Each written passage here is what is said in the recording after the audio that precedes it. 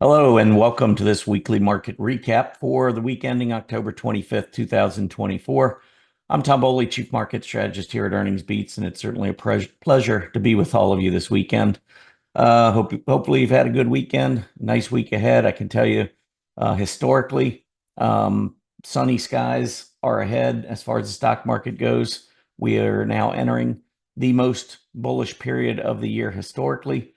That goes from the close on October 27th through the close on January 18th. So 63 of the last 74 years, we've seen the S&P 500 close the period higher than it began. So we do have that to look forward to. We've also just closed out the worst week of the year historically, which runs from the close on October 21st through the close on October 27th. And even though we did see the market pull back a little bit on the S&P 500, the NASDAQ 100 actually was able to eke out a fractional gain. And we did see leadership from a lot of the aggressive areas of the market. So really wasn't a bad week considering the history. I think we would take that considering that we were near an all-time high to begin the week on the S&P 500, and we were still fairly close to an all-time high when it ended. So I'd say overall not bad. We do have, looking ahead, a couple of big reports coming out. We've got the first estimate of Q3 GDP. That will be out on Wednesday. And then we've got the jobs report, another jobs report coming out on Friday. And if you recall last month's report for September, we did come in much stronger than expected. So it'll be interesting to see how that report comes out this month and what impacts that might have on the Fed for the next Fed meeting. Because, of course, Fed's watching the inflation numbers, watching the economy, seeing if it's strengthening, weakening, and then adjusting their policy, I guess, on the fly, even though they have committed to being more dovish as we move forward. Let's take a look at what happened last week in the market. So here on the major indices and sectors, I like to set this up so that we can look at all six major sectors major indices and 11 key sectors, the major sectors. So taking a look at this for the last week, there you can see consumer discretionary actually gaining about 0.2% last week. There's that NASDAQ 100 minor gain that I was talking about, 0.14%. And even though everything else here lost ground, you can see technology and communication services were the next two in terms of overall performance. So those are the three key sectors and also the most aggressive index in the NASDAQ 100. And those four led the market last week. So I think that is a silver lining coming out of a week that mostly was lower. If you look down, the S&P 500 dropped about 1%. And if we flip flip the scales here, you'll see materials down 3.76%. And small caps, remember small caps made that breakout above 225? I thought maybe we'd pull back and test the 20-day moving average, but we actually went below that. So if there was a weak link last week, it certainly was the small cap stocks, the IWM, which again lost about 3 percentage points. Healthcare down 2.96%. Then we had the mid caps, industrials go down a couple more after you got the Dow Jones and you got financials. So you're kind of getting that sense of value, more dividend payers. Those were the stocks that struggled last week. So we haven't seen the market really struggle. I mean, we not exactly like we're flying every week, but the market hasn't had a big sell-off this summer other than what we saw right at the end of July and early August. And so I think that this time of year, especially during a presidential election year, which, we normally do see some selling, I think it's held up pretty well. So anyway, just wanted to go over those, give you a quick idea of how the week turned out. But again, the more aggressive areas did very well on a relative basis.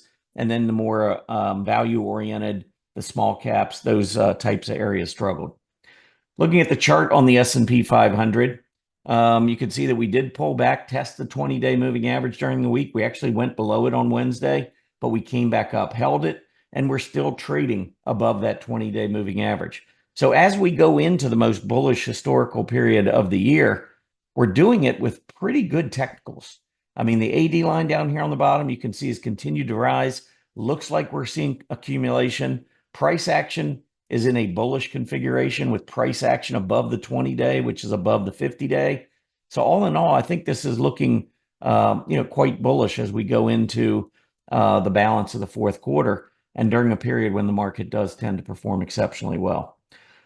Small caps relative to those larger cap NASDAQ names, you can see the last 2 or 3 months just kind of going sideways. We have strength and then it's followed by weakness and it's followed by strength. And that's really been the case here in October. We started off weak on the small caps relative to large caps. Then we had a really good week where we exploded back up to about close to a 3-month high, a relative high.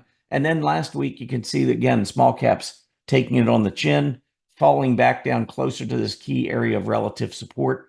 We'll see if that holds. I would suspect it will, but we do have a lot of earnings coming out from very influential areas of that NASDAQ 100 or stocks within the NASDAQ 100. So you're going to see reports from Apple and Microsoft and Meta platforms and Google. And so what's going to happen with these, are we going to see that rotation back into the NASDAQ 100 from a longer term perspective?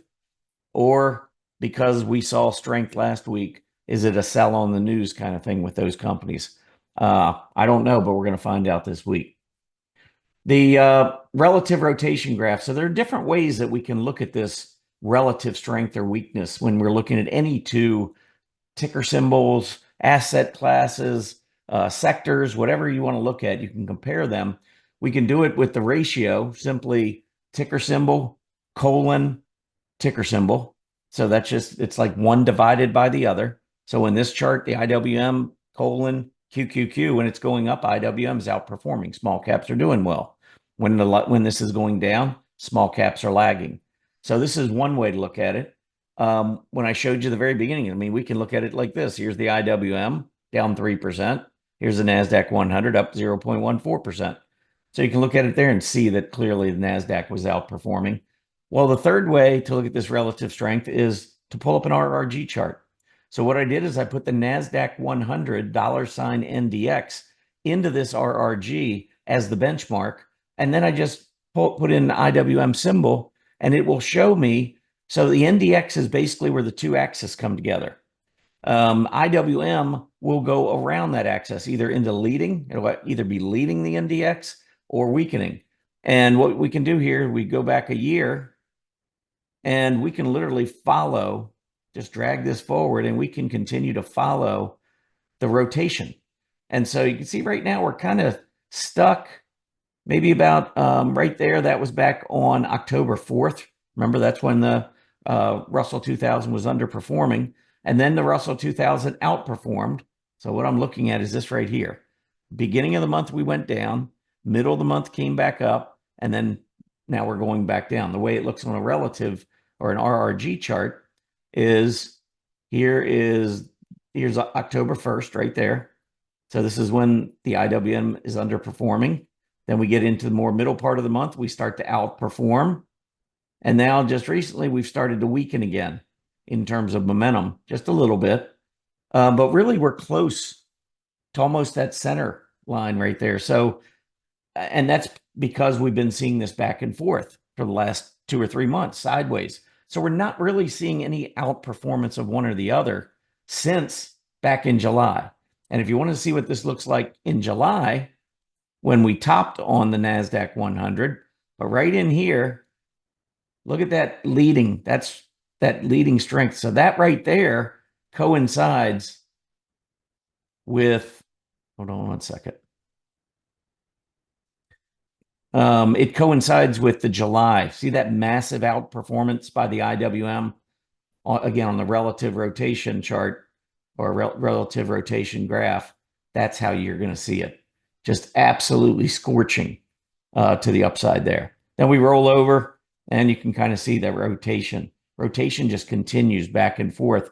And like I said, over the last 2 or 3 months, we're not really getting a clear indication of which way this goes. I've been calling for the IWM to outperform. So I loved it back in July when we saw that. But since then, there's really been no definitive leader between these two. So they just keep giving it back and forth to one another. Moving on, we got the KRE. So I wanted to point out the regional banks because we saw a breakout here 2 weeks ago. And then to start this week, back on Monday, we lost the breakout level. So far, we're trying to hang on to this 20-day moving average. And a lot of times when I see those breakouts, that's what I see. If we don't hold the breakout level, a lot of times you go down and you test the 20-day and then you turn back to the upside. So if the KRE can bounce off of its 20-day moving average starting this week, that will help the IWM because the small and regional banks are a big part of the IWM, one of the largest parts outside of maybe biotechs. All right, discretionary. Remember, that's the one that was leading. So there were only 2 of the 17. We had the XLY and we had the NASDAQ 100. Those are the only 2 sectors or major indices that we looked at last week that were leading, that actually were not leading, but that were positive for the week. And so the XLY actually had broken and hit an all-time high intraday on Friday before coming back down and closing below the breakout level. So I don't know if that's going to set up maybe for a little short term. I don't know if you want to call this a little cup. Maybe we pull back on discretionary just a tad into a handle, maybe down the 20-day moving average. That would probably only be about 1 to 2% selling, and then bounce through that. Maybe this morphs into something more like an ascending triangle where we have equal highs, and then we go back down to a rising low and eventually make that breakout above about 202. Or, I mean, maybe we just make the breakout. Maybe on Monday morning, we just gap up and keep on cruising. But anyway, I wanted to point that out because that was the best performing area of the market last week. And the primary reason is Tesla.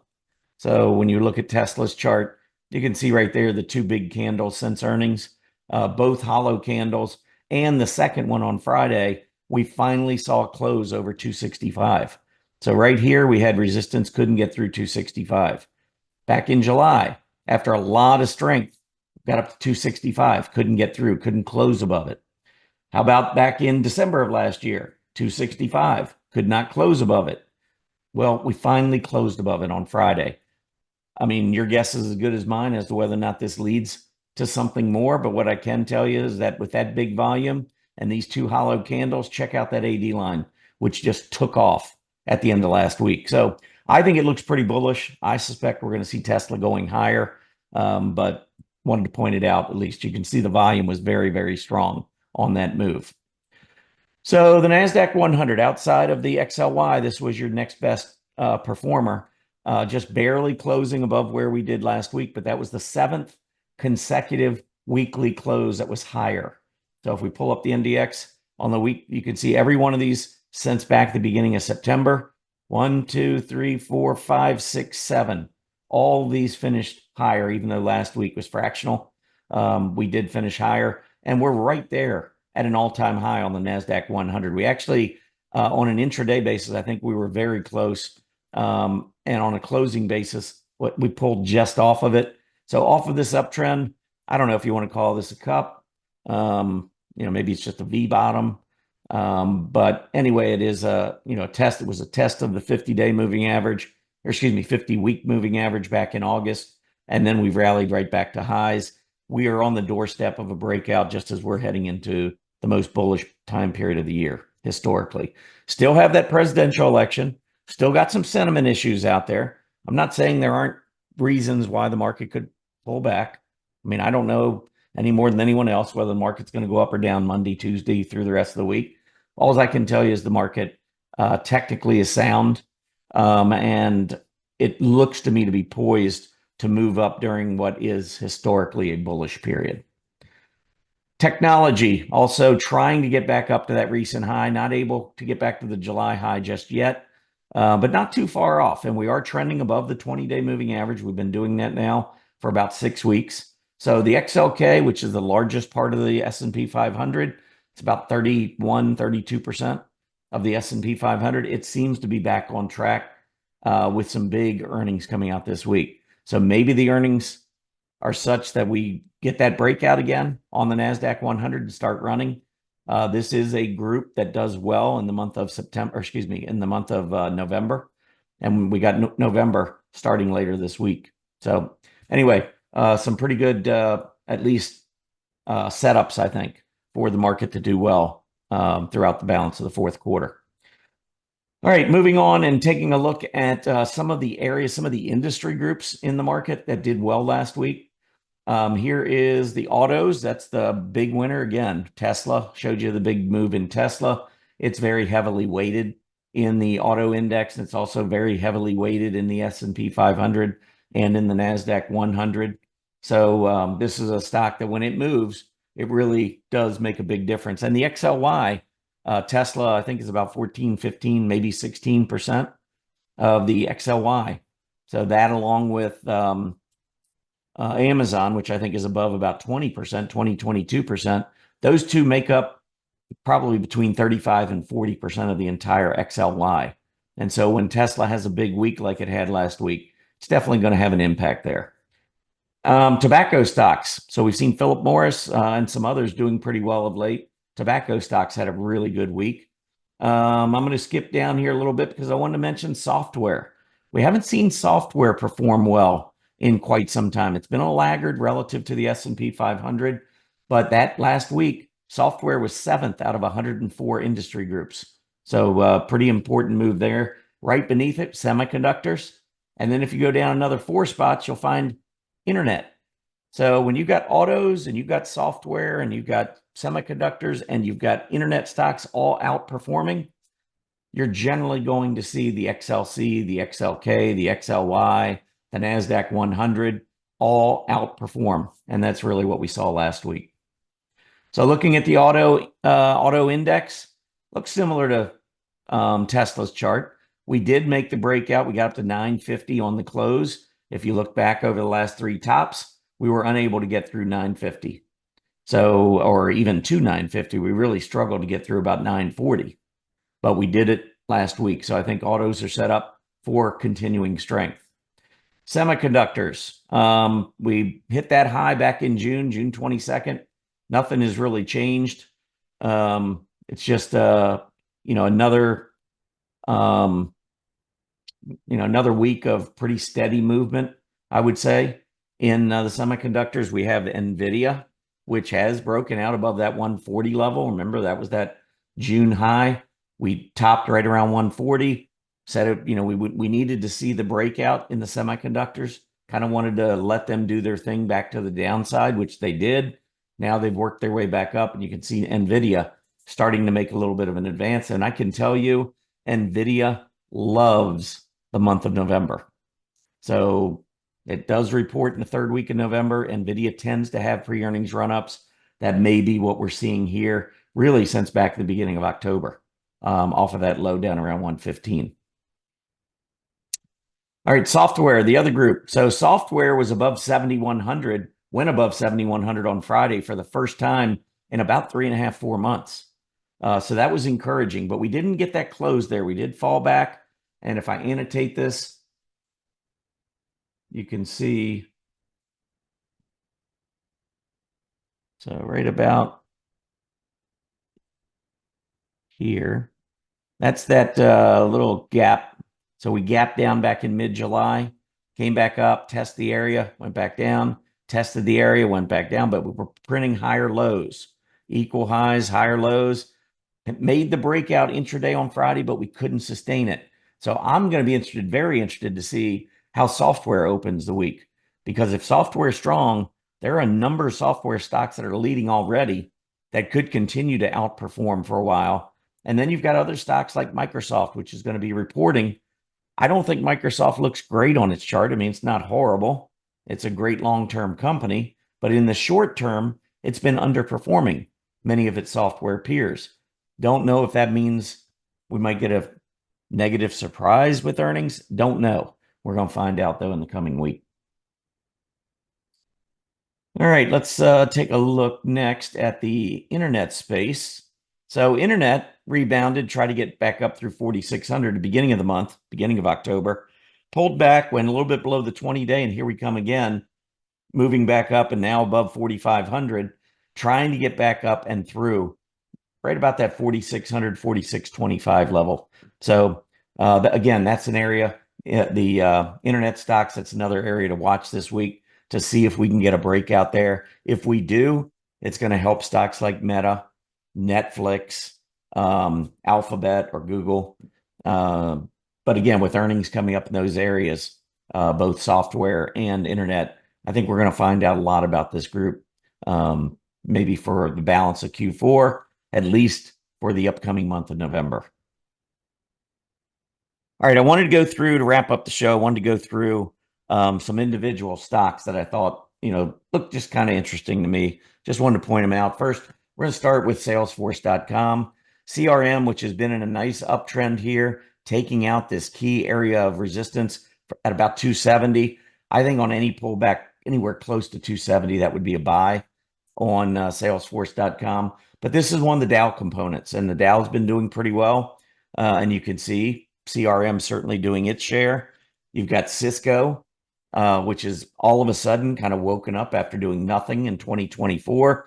You can see the last 2 or 3 months, very, very strong on Cisco. And then another Dow component, Walmart, has been very strong. So those are three, just going through some of the components, the Dow components. I just wanted to point out those three, which I thought stood out pretty bullishly. Looking at some of the breakouts on at the end of last week, thought we'd look first at Palantir, PLTR. Another breakout on Friday. Volume started to pick up as we closed back over that 44 level for the first time in history. So we got Palantir at 44.86, threatening to get through that 45 level. CAVA. CAVA Group continues to be strong. It did pull back on Friday, set another all-time high on Friday, but closed back down at the low of the day. We'll see whether, or close to the low of the day. We'll see. That might lead to a 20-day test, which if it does, probably would be an area where I would be considering buying CAVA. CLS, here was the breakout here, taking out these tops coming across here. Look at the volume. That was earnings related. CLS, after sideways consolidating, getting a breakout with earnings. I would suspect that we're going to see some higher highs coming down the road for CLS. GBX, take a look at this one sec.